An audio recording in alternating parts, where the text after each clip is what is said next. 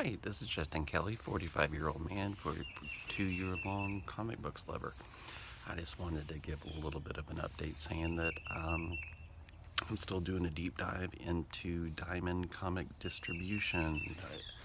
Uh, the basically the only company that comic book shops can receive Marvel, DC, and pretty much the top 4 or 5 comic book companies and stuff uh, in the U.S.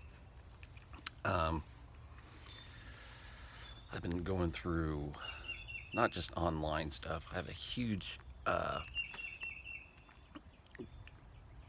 library and collection of stuff from the 80s. The place was originally founded in 1982 by Steve Jeppe, who probably has one of the greatest comic book collections of all time. I mean, it's just ridiculous some of the things that he was able to procure through owning Diamond distributors.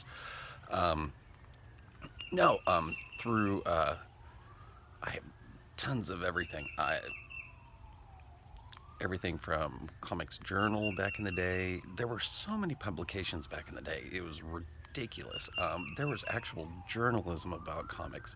Um, Amazing Heroes, uh, Comics Journal, and then in the 90s, well, uh, Wizard Magazine, like Heroes. God, you would go to the just any magazine rack and stuff, like at your local grocery store, and see 4 or 5 comics magazines out there. Some of them only lasted a year, some of them lasted 15 years.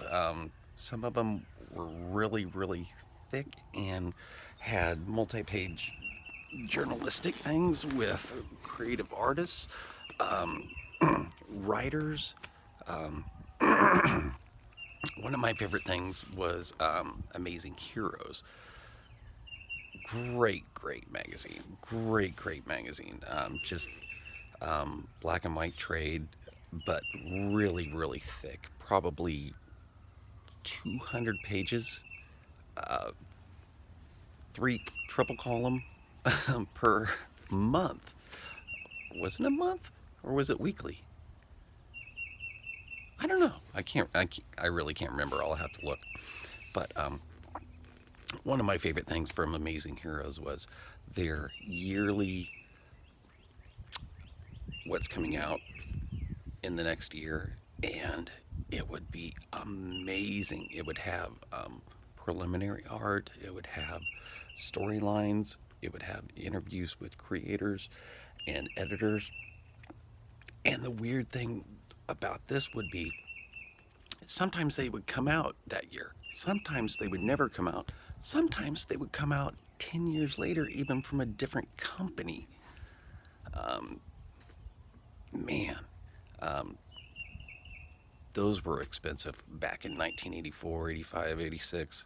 I would have been 10, 11, 12. Those would be the golden the golden books you would get and just read all year long and then kind of check off to see, did this storyline come out? Did this storyline come out? Did this book even come out?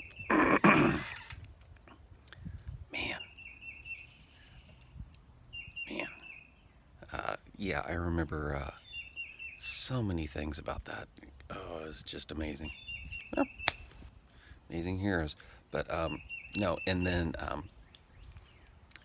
Comics Journal. Oh, that was a bigger um, magazine format. Still black and white. In depth articles, 15, 20 pages sometimes. Well, anyway, um, a lot of these have interviews with uh,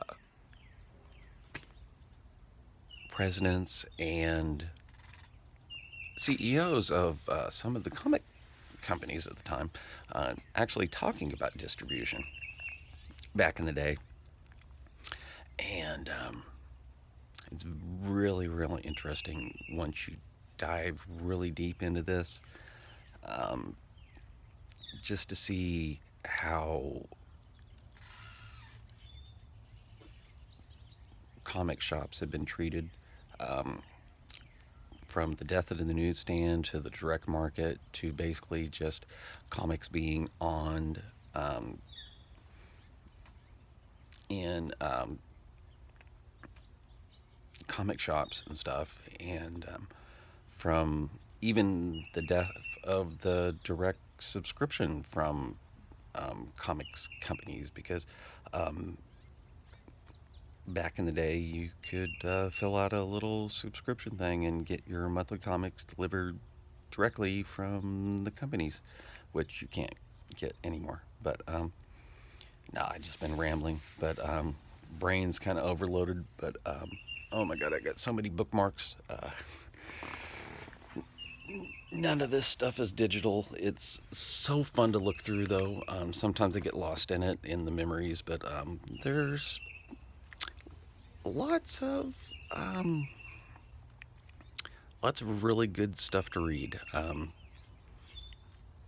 lot of stuff that I remember, a lot of stuff that I forgot, and no, this is so fun to delve back, you know, 25, 30, 40 years, and just get more of a history of everything. And yeah, good times.